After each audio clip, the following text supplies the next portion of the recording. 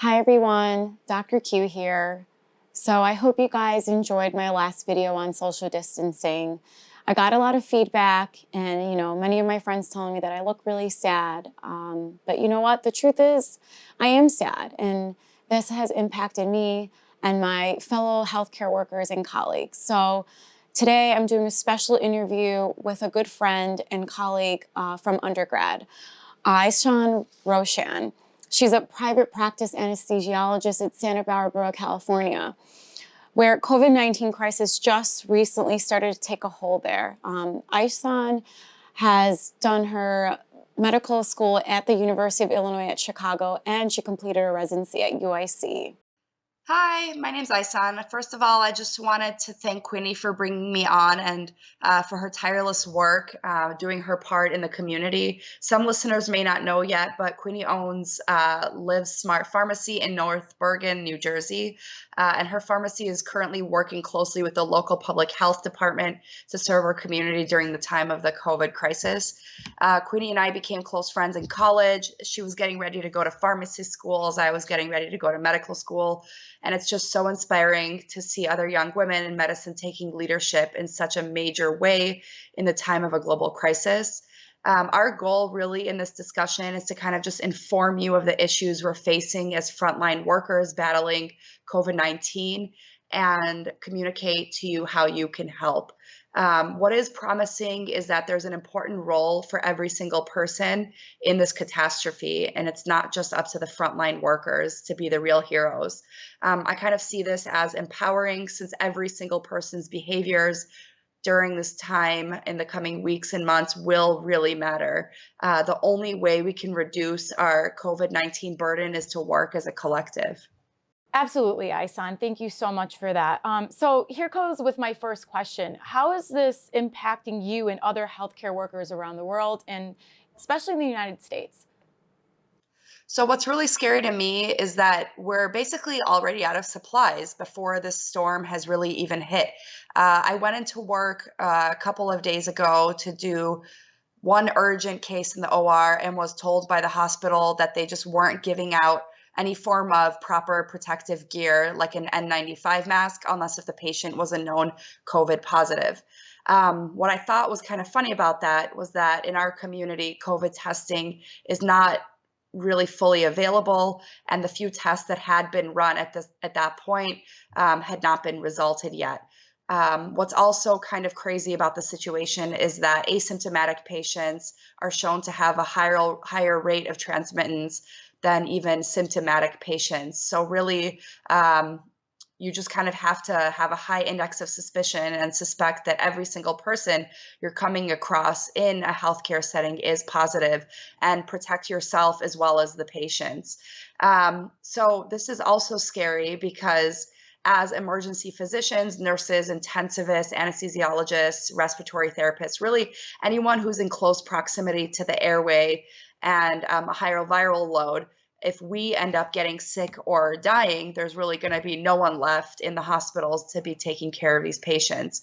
Also, as I mentioned, with the higher rates of asymptomatic spread, I'm really not doing patients a favor by not protecting myself, because if I'm not protected and transmitting the virus to healthy patients, it's only going to continue to propagate this vicious cycle. This all becomes really scary because right now we just don't have time to catch up with the demand for all of the protective gear for all of the frontline workers throughout the country. And it becomes also a scary cycle of infection and also possibly reinfection, which researchers haven't even had a really full amount of time to study. So basically, I've talked about the technical side of things, including the need for supplies and research.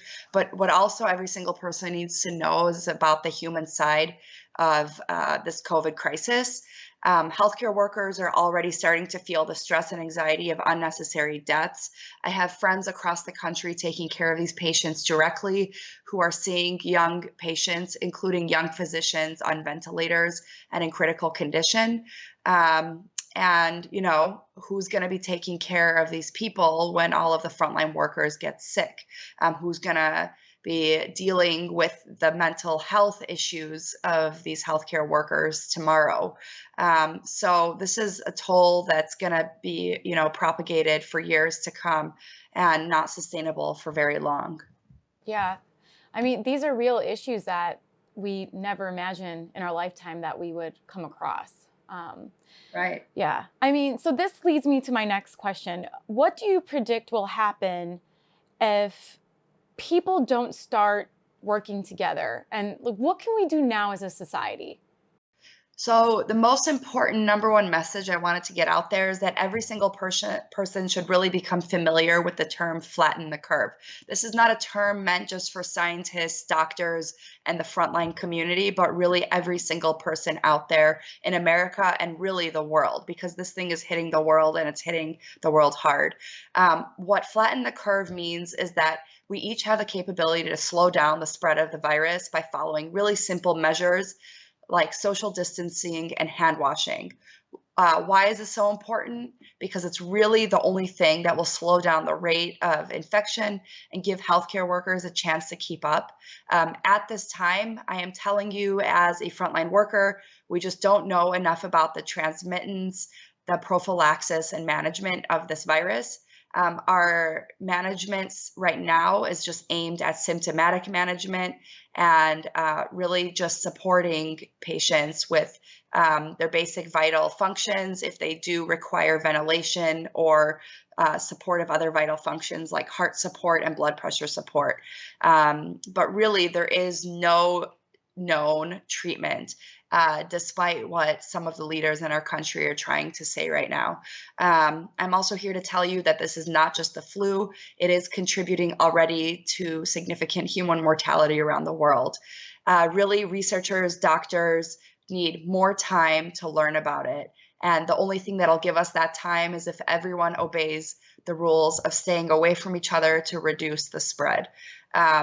If you don't take this seriously as individuals, we really don't have a chance as a collective to get past this virus.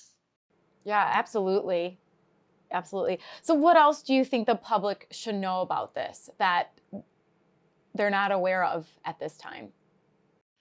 So in addition to staying home, people should be really donating any masks they have at home, especially the N95 masks with a special filtration in them, to the local hospitals. I'm telling you, as a frontline worker, we don't have enough of these in our hospitals.